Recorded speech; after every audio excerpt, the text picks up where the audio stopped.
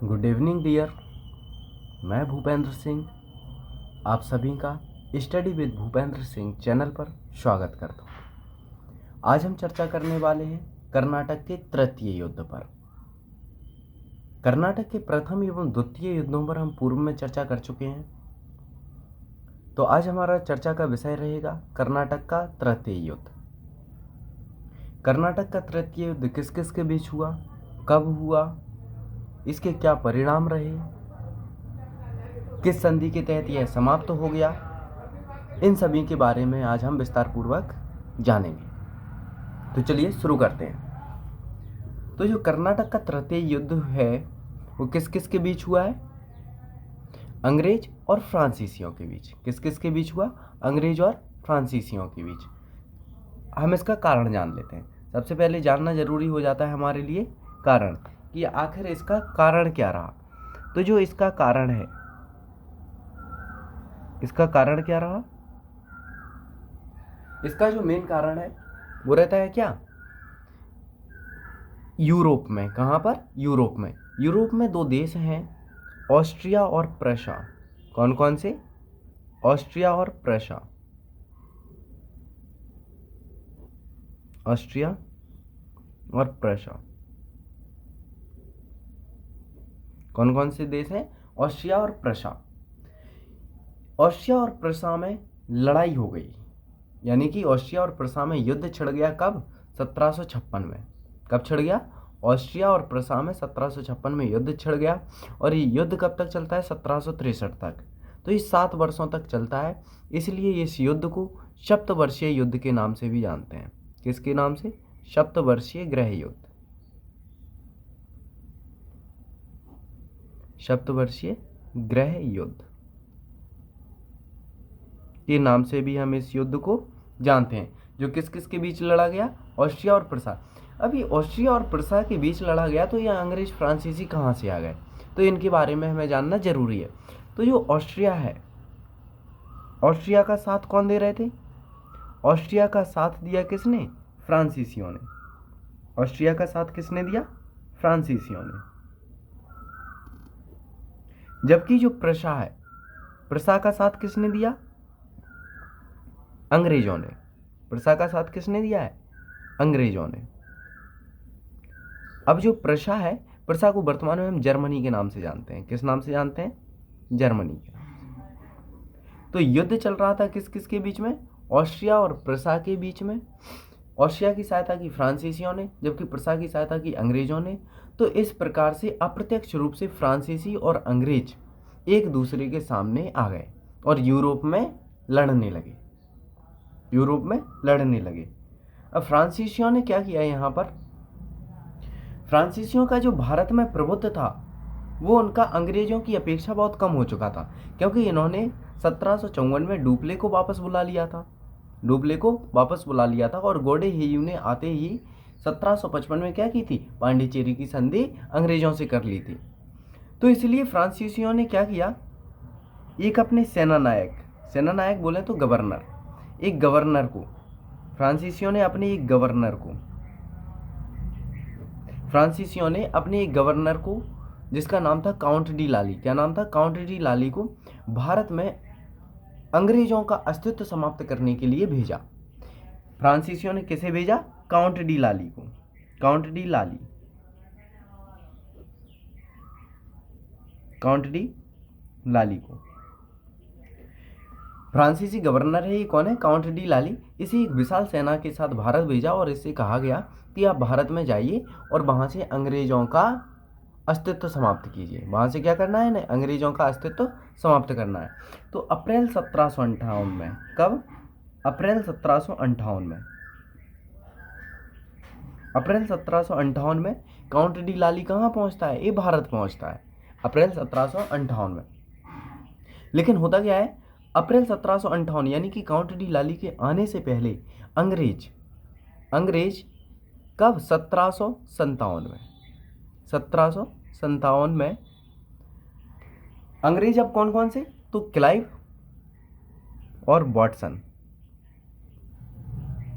Clive plus Watson, Clive और Watson, 1757 में बंगाल के नवाब, कहाँ के? बंगाल के नवाब, बंगाल के नवाब सिराजुद्दौला। बंगाल के नवाब कौन है? सिराजुद्दौला, सिराजुद्दौला। बंगाल के नवाब सिराजुद्दौला को कौन? क्लाइव एंड वॉटसन कब? 1757 में प्लासी के युद्ध में। कौन सी युद्ध में? प्लासी के युद्ध में। नेक्स्ट क्लास अपनी प्लासी के युद्ध पर रहेगी। प्लासी युद्ध में सिराजुद्दौला को क्या कर देते हैं? पराजित करते हैं। सिराजुद्दौला को पराजित कर दिया इन्होंने। मतलब क्या रहा? अंग्रेजों ने, मतलब रॉबर्ट क्लाइव और वॉटसन ने मिलकर, दोनों ने 1757 में बंगाल के नवाब सिराजुद्दौला को पराजित कर दिया। इससे क्या रहा? जो बंगाल का जो पैसा था वो किसके पास आ गया? अंग्रेजों के पास आ गया। मतलब बंगाल से इन्होंने काफ़ी अधिक पैसा प्राप्त किया था और वहाँ की सेना भी इनके किस में आ गई? पक्ष में आ गई, क्योंकि सिराजुद्दौला को इन्होंने क्या कर दिया? पराजित कर दिया। तो इससे क्या रहा है यहाँ पर? अंग्रेजों ने अपनी स्थिति काफ़ी अधिक सुदृढ़ कर ली। अंग्रेजों ने अपनी स्थिति काउंट डी लाली के आने से पहले सुदृढ़ कर ली। और यहाँ पर बंगाल में ही एक फ्रांसीसी बस्ती थी, चंद्रनगर। चंद्रनगर किसकी बस्ती थी? फ्रांसीसियों की। चंद्रनगर किसकी बस्ती थी? फ्रांसीसी की। फ्रांस का अधिकार था चंद्रनगर पर। तो इसे क्या कर लिया? इस पर अधिकार कर लिया। इस पर क्या कर लिया इन्होंने? अधिकार कर लिया। अंग्रेजों ने इस पर, किस पर? चंद्रनगर पर अधिकार कर लिया। चंद्रनगर पर अंग्रेजों ने अधिकार कर लिया। तो इससे उनकी स्थिति और भी अधिक सुदृढ़ हो गई। अब काउंट डी लाली जैसे ही 1758 में भारत आता है, तो ये 1758 में ही, कब? 1758 में आते ही, 1758 में, यानी कि जून 1758 में, लिखे देता हूँ मैं, जून 1758 में आते ही अंग्रेजों की बस्ती किस पर? फोर्ट सेंट डेविड पर। Fort Saint David, Fort Saint David, Fort Saint David पर अधिकार कर लेता है। ये है कहाँ? ये तमिलनाडु में है। फोर्ट सेंट डेविड कहाँ है? ये तमिलनाडु में है। फोर्ट सेंट डेविड पर कौन अधिकार कर लेता है? काउंट डी लाली। यानी कि ये किसका अधिकार में था? अंग्रेजों के अधिकार में था। और इसने क्या कर लिया? काउंट डी लाली ने अधिकार कर लिया। क्या कर लिया? यहाँ पर अधिकार कर लिया।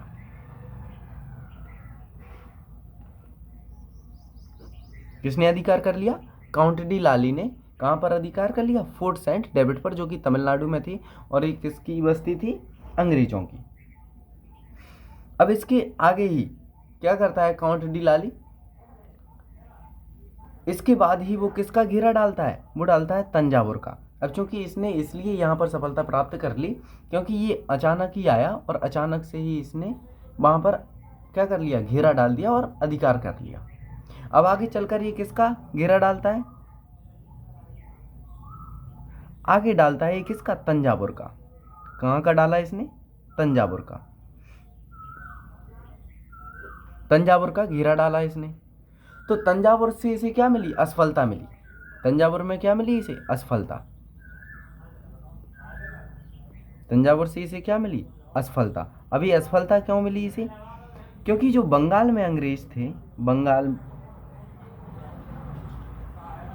बंगाल में जो अंग्रेज थे, उन्होंने अपनी एक सेना कहाँ भेज दी? अंग्रेजी सेना कहाँ भेजी? तंजावुर भेज दी। बंगाल से अंग्रेजी सेना, बंगाल से अंग्रेजी सेना कहाँ भेज दी गई? तंजावुर। इस कारण काउंट डी लाली को क्या मिली? यहाँ पर असफलता मिली। काउंट डी लाली को यहाँ पर क्या मिलती है? असफलता। अब आगे चलकर काउंट डी लाली क्या करता है? इसके बाद ही वो मद्रास का भी घेरा डालता है। किसका घेरा डालता है? मद्रास का। और मद्रास का घेरा डालने के लिए वो किसे चुनता है? मद्रास का घेरा डालने के लिए वो चुनता है किसे? हैदराबाद के अपने नवाब कौन थे? हैदराबाद के नवाब कौन थे? सलावत जंग। तो हैदराबाद में जो गवर्नर था वो कौन था? फ्रांसीसी गवर्नर था कि नहीं? कौन था गवर्नर? कौन था यहाँ पर? बुस्सी। फ्रांसीसी गवर्नर कौन था? बुस्सी। पिछली क्लास में चर्चा की थी इसकी। कौन था? बुस्सी। तो बुस्सी से काउंट डी लाली ने क्या मांगी? सहायता। काउंट डी लाली ने क्या मांगी? इससे सहायता। सहायता मांगी। और कहां पर? मद्रास का इसने घेरा डाल लिया। किसने? काउंट डी लाली ने। काउंट डी लाली। काउंट डी लाली। तो काउंट डी लाली ने सहायता मांगी किससे? हैदराबाद की गवर्नर बुस्सी से। इसने सहायता मांगी किसका घेरा डालने के लिए? मद्रास का घेरा डालने के लिए। किससे सहायता मांगी काउंट डी लाली ने? हैदराबाद की गवर्नर बुस्सी से। तो जो हैदराबाद का नवाब था सलावत जंग, उसने सोचा कि काउंट डी लाली एक अच्छा सेना नायक होते हुए भी उसे बुस्सी की सहायता लेनी पड़ गई इन अंग्रेजों के सामने, तो मेरा क्या होगा? इसलिए सलावत जंग कहाँ चला गया? अंग्रेजों के साथ मिल गया। और आगे चलकर क्या हुआ? यहाँ से भी उसे क्या मिलती है? असफलता मिलती है। मद्रास का घेरा डालने पर भी उसे क्या मिली? असफलता मिली। असफलता। असफलता मिली किसे? काउंट डी लाली को मद्रास का घेरा डालने में भी, मतलब उसने डाल तो लिया लेकिन उस पर अधिकार नहीं कर सका, यानी कि उसे क्या मिली है? यहाँ से असफलता प्राप्त हुई। अब आगे चलकर क्या होता है? 1759 तक, लगभग 1759 में, 1759 तक फ्रांसीसी और अंग्रेजों के बीच छोटी छोटी लड़ाइयाँ चलती रहती हैं। क्या चलती रहती हैं? छोटी छोटी लड़ाइयाँ। लेकिन 1759 के अंत में, कब? 1759 के अंत में, 59 के अंत में, 1759 के अंत में एक अंग्रेजी सेना नायक, कौन? एक अंग्रेजी सेना नायक जिनका नाम क्या था? अंत में अंग्रेजी सेना नायक, एक अंग्रेजी सेना नायक,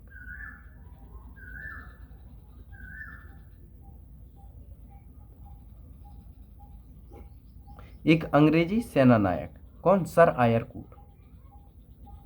सर आयर कूट। सर आयर कूट।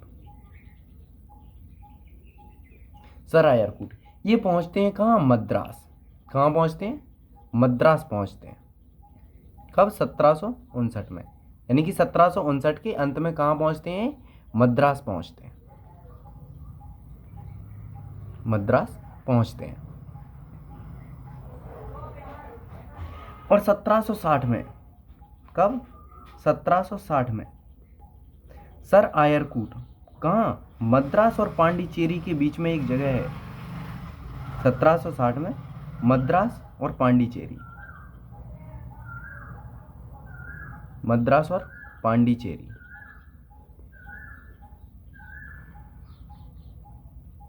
मद्रास और पांडिचेरी की बीच एक जगह है बांडीवास। कौन सी जगह है? बांडीवास। इसे मोस्टली याद रखना है, बांडीवास। कौन सी जगह है? बांडीवास। किसके बीच में? मद्रास और पांडिचेरी के बीच में एक जगह है बांडीवास। यहां पर क्या होता है? आयरकूट, आयरकूट और लाली, यानी कि काउंट डी लाली, ये आमने सामने रहते हैं। और जो इन दोनों के बीच युद्ध होता है उसे नाम दिया जाता है बांडीवास का युद्ध। कौन सा युद्ध दिया जाता है? बांडीवास का युद्ध। बांडीवास का युद्ध। तो बांडीवास का युद्ध कब होता है? 1760 में। कब होता है? 1760 में कौन सा युद्ध हुआ? बांडीवास का युद्ध। कहाँ पर हुआ? बांडीवास में हुआ, जो कि कहाँ है? मद्रास और पांडिचेरी के बीच में एक जगह है। इस समय अंग्रेजी सेना नायक कौन है? सर आयर कूट। और फ्रांसीसी सेना नायक कौन है? लाली। लाली के साथ में कौन है? बुस्सी भी है। कौन है? बुस्सी। तो इस युद्ध में क्या होता है? इनकी पराजय होती है। इनकी क्या हो गई? पराजय हो गई। लाली की पराजय होती है और बुस्सी को बंदी बना लिया जाता है। बुस्सी को क्या कर लिया जाता है? बंदी बना लिया जाता है और लाली भाग जाता है पांडिचेरी।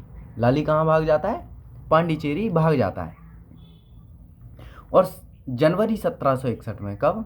जनवरी 1761 में, जनवरी 1761 में फ्रांसीसी सेना अपना आत्मसमर्पण कर देती है। फ्रांसीसी सेना क्या करती है? अपना आत्मसमर्पण कर देती है। कौन करता है आत्मसमर्पण? समर्पण गलत लिख रहा है शायद। हाँ अब ठीक है, आत्मसमर्पण। फ्रांसीसी सेना ने क्या कर दिया? आत्मसमर्पण कर दिया। और उधर यूरोप में कब? 1763 में। यूरोप में 1763 में अंग्रेज और फ्रांसीसियों के बीच एक संधि होती है और उस संधि को नाम दिया जाता है पेरिस की संधि। कौन सी संधि? पेरिस की संधि। पेरिस की संधि। और पेरिस की संधि के तहत क्या होता है? युद्ध समाप्त हो जाता है। युद्ध समाप्त हो जाता है। यानी कि यूरोप में भी समाप्त हो गया, और जब यूरोप में समाप्त हो गया तो फिर कहाँ पर? भारत में भी ये युद्ध समाप्त हो जाता है। तो इस संधि के जो परिणाम रहेंगे, रिजल्ट रहेंगे, वो क्या निकले हैं इस संधि के रिजल्ट? इस संधि के परिणाम पर हमें ज़्यादा फोकस करना है। रिजल्ट क्या निकला इसका?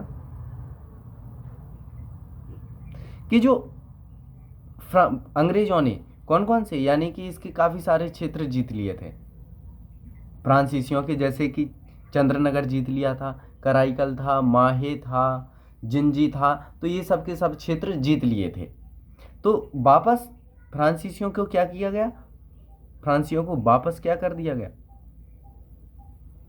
वापस दिया गया फ्रांसीसियों को, वापस दिया गया क्या क्या?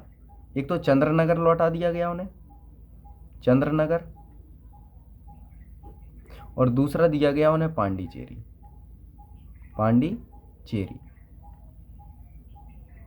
बस ये दो क्षेत्र फ्रांसीसियों को वापस किए गए, और इसके बचे हुए जितने भी क्षेत्र थे वो किसने रख लिए? अंग्रेजों ने रख लिए।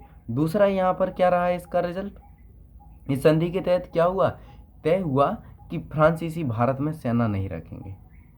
फ्रांसीसी भारत में सेना नहीं रखेंगे, सेना नहीं रखेंगे। यानी कि भारत में फ्रांसीसी अब सेना नहीं रख सकते हैं। सिर्फ और सिर्फ क्या करेंगे? अपने व्यापार पर ध्यान देंगे, अपने व्यापार पर ध्यान देंगे, व्यापार पर ध्यान देंगे। तो इस कर्नाटक के तृतीय युद्ध ने ये निश्चित कर दिया कि आगामी समय जो होगा भारत में वो किसका रहेगा? फ्रांसीसियों का रहेगा या अंग्रेजों का? तो इस युद्ध से साफ हो जाता है कि आगामी समय अब अंग्रेजों का रहने वाला है। और जो डुप्ले ने जो नींव बना दी थी फ्रांसीसियों के अपने साम्राज्य की, उसको बिल्कुल उखाड़ फेंका गया अंग्रेजों के द्वारा, अंग्रेजों के द्वारा उखाड़ फेंका गया। तो ये थे पूरी कर्नाटक के तृतीय युद्ध की कहानी। तो इसे एक बार और मैं रिपीट कर देता हूँ, देख लेते हैं जरा इसे।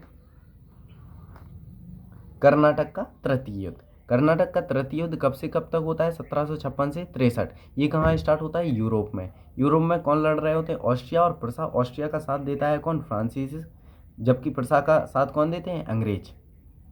और अंग्रेज को मतलब समाप्त करने के लिए फ्रांसीसी किसे भेजते हैं? अपने एक गवर्नर काउंट डी लाली को भेजते हैं। 1758 में ये भारत आता है। लेकिन इससे पहले अंग्रेज 1757 में बंगाल के नवाब सिराजुद्दौला को पराजित करके अपनी शक्ति सुदृढ़ कर चुके होते हैं। यानी कि अपने आप को की स्थिति जो थी उनकी वो काफ़ी सुदृढ़ कर चुके होते हैं, और ये चंद्रनगर पर अधिकार कर लेते हैं। तो वास्तव में अगर कर्नाटक का तृतीय युद्ध देखा जाए, कर्नाटक का तृतीय युद्ध भारत में, तो वो स्टार्ट होता है 1758 से। कब से स्टार्ट होता है? 1758 से स्टार्ट होता है और 1763 में ये खत्म हो जाता है। ठीक है, 1758 में ये मोस्टली हम भारत में देखते हैं। भारत में कब से स्टार्ट होता है? 1758 से।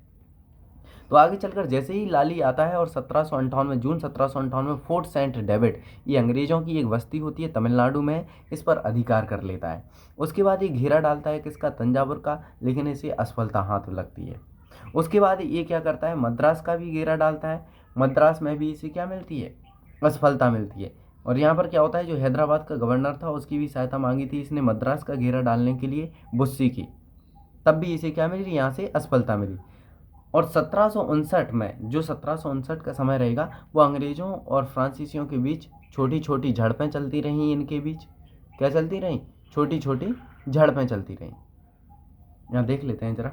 तो 1758 के अंत में, मैंने ध्यान नहीं किया, ये नीचे चला गया था। तो कब, 1758 में फोर्ट सेंट डेविड पर अधिकार कर लिया। उसके बाद तंजावुर पर उसे घेरा डाला, लेकिन असफलता हाथ लगी। उसके बाद उसने मद्रास का घेरा डाला, मद्रास में भी उसे असफलता मिलती है। 1759 में क्या होता है, 1759 में इन दोनों के बीच, यानी कि अंग्रेज और फ्रांसीसियों के बीच छोटी मोटी झड़पें चलती रहती हैं। लेकिन 1759 के अंत में एक अंग्रेजी सेनानायक सर आयर कूट आते हैं, जो मद्रास पहुंचते हैं। कहाँ आते हैं, मद्रास, क्योंकि ये जान चुके थे कि लाली काफ़ी हरकतें, उपद्रव मचा रहा है। क्या कर रहा है, उपद्रव मचा रहा है। जैसे पहले फोर्ट सेंट डेविड पर, फिर तंजावुर पर, उसके बाद मद्रास पर। तो इसे सबक सिखाने के लिए कौन आते हैं, सर आयर कूट आते हैं, और वो मद्रास पहुंचते हैं।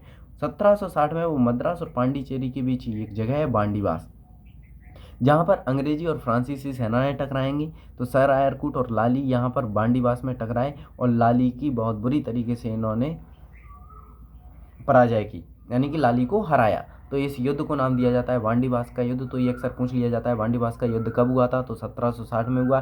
किस किस के बीच हुआ था, तो अंग्रेज और फ्रांसीसियों के बीच हुआ। किस युद्ध से संबंधित है, तो कर्नाटक के तृतीय युद्ध से संबंधित है। उसके बाद इन्हें हरा दिया गया। जनवरी 1761 में फ्रांसीसियों ने क्या कर दिया, आत्मसमर्पण कर दिया। किसने, फ्रांसीसियों ने आत्मसमर्पण कर दिया।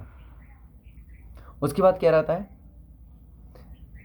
1763 में यूरोप में अंग्रेज और फ्रांसीसियों के बीच एक संधि हो जाती है। उस संधि का नाम है पेरिस की संधि, और पेरिस की संधि के तहत ही युद्ध समाप्त हो जाता है, यानी कि भारत में भी और कहाँ पर, यूरोप में भी, दोनों ही जगह। तो इस संधि के तहत क्या कहा जाता है कि जो फ्रांस के क्षेत्र थे, उनमें जितने भी अंग्रेजों ने विजिट किए थे, उनमें से सिर्फ और सिर्फ चंद्रनगर और पांडिचेरी ही इन्हें वापस किया जाता है।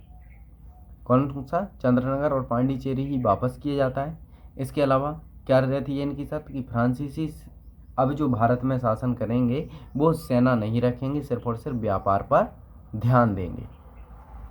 तो ये थी पूरी कर्नाटक के तृतीय युद्ध की कहानी। अब अगली क्लास में हम चर्चा करेंगे प्लासी के युद्ध पर।